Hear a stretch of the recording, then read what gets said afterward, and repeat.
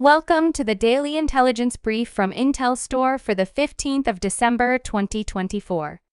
In today's top renewable energy news, several massive offshore wind monopiles, manufactured at New Jersey's cutting-edge wind port, are being scrapped so the material can be reused for other projects.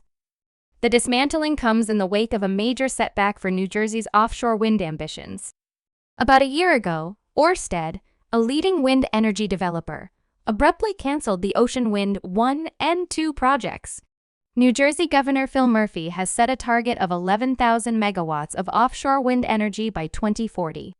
However, progress in the industry has been uneven and has been greatly influenced by political and economic factors, such as high interest rates.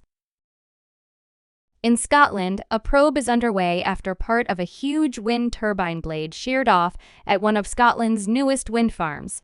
The incident happened at Sneddon Law wind farm in East Ayrshire, which operates 15 turbines and only opened earlier this year. The cause of the incident, which saw around a third of a 49-meter blade snapped off, is still being investigated. Vestas, the manufacturer of the turbines, and CWP Energy, the asset owner, have confirmed that the stricken turbine had been disabled and that an investigation is underway. This incident has occurred just a few months after the site became operational. The company stressed it was being treated as an isolated incident and confirmed that drones had been deployed to inspect the remaining wind turbine blades.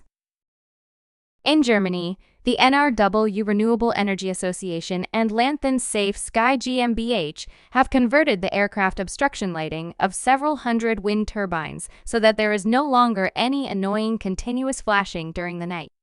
In total, LAENRW and Lanthan Safe Sky have successfully converted around 500 wind turbines in 90 clusters with a BNK system. The obligation to install a BNK system in wind turbines was already decided in 2018 during the time of the Grand Coalition with the Energy Collection Act, in order to activate the nighttime lighting of the turbines only when necessary when aircraft approached and thereby strengthen the acceptance of wind energy among residents. The equipment deadline has been postponed several times since then.